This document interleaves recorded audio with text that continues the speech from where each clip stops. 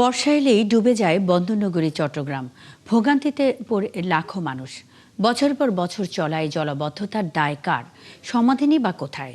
এসব প্রশ্নের উত্তর খুঁজতেই চট্টগ্রাম প্রেস ক্লাব আয়োজন করে চট্টগ্রাম নগর জলাবদ্ধতা সংকটের উৎস ও নাগরিক দায়বদ্ধতা শীর্ষক একটি সেমিনার, যেখানে সংকট উত্তরণ নিয়ে কথা বলেন সিটি মেয়র সহ সংশ্লিষ্ট সেবা সংস্থার প্রধান, গবেষক, প্রকৌশলী সহ নাগরিক প্রতিনিধিরা। আরও জানাচ্ছেন রাজীব বড়ুয়া। চট্টগ্রাম নগরের জলাবদ্ধতা এখন শুধু মৌসুমী দুর্ভোগ নয়, এটি রূপ নিয়েছে বড় এক নগর সংকটে।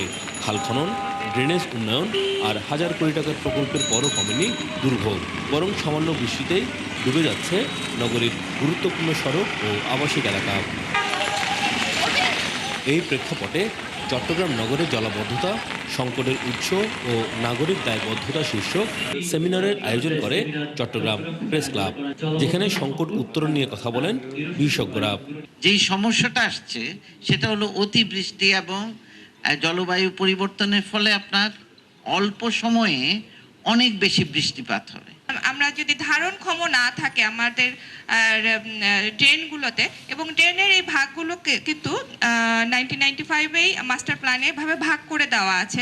নগর পরিকল্পনাবিদরা জানান, অপরিকল্পিত নগরায়নে পানি প্রবাহ বাধাগ্রস্ত হচ্ছে। দীর্ঘমেয়াদী পরিকল্পনা ছাড়া সমস্যার স্থায়ী সমাধান সম্ভব নয়। এই প্রজেক্ট, এই যে জোড়াতালির প্রজেক্ট, কারো খায়েশি প্রজেক্ট, কারো মেয়র হওয়ার শখ থেকে যে প্রজেক্ট নেওয়া হলো, সেই প্রজেক্টে এগুলিকে বাদ দেওয়া হলো। এই জলাবদ্ধতা নিরসনে বিভিন্ন সংস্থা একসাথে কাজ করছে। ড্রেন পরিষ্কার, খাল খনন ও পানি নিষ্কাশন ব্যবস্থার উন্নয়নে বেশ কিছু প্রকল্প বাস্তবায়ন হচ্ছে।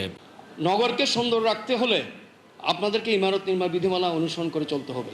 আমরা প্রত্যেকে মনে করি যে অন্যকে নিয়ম মানতে হবে, আমার নিজেকে নিয়ম মানতে হবে, এটা আমরা কখনোই মনে করি না। সিটি মেয়র বলেন, শুধু সিটি কর্পোরেশন একা নয়, নগরবাসীকেও সচেতন হতে হবে।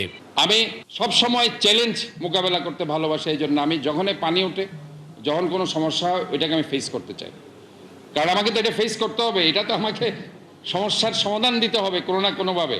বারবার ডুবে যাওয়া নগরীকে জলাবদ্ধতার হাত থেকে বাঁচাতে এক টেবিলে বসেন নগর বিশেষজ্ঞ, সেবা সংস্থা ও জনপ্রতিনিধিরা। তারা তাদের পরামর্শ দেবেন। এবং রাজীব বড়ুয়া, ৭১, চট্টগ্রাম।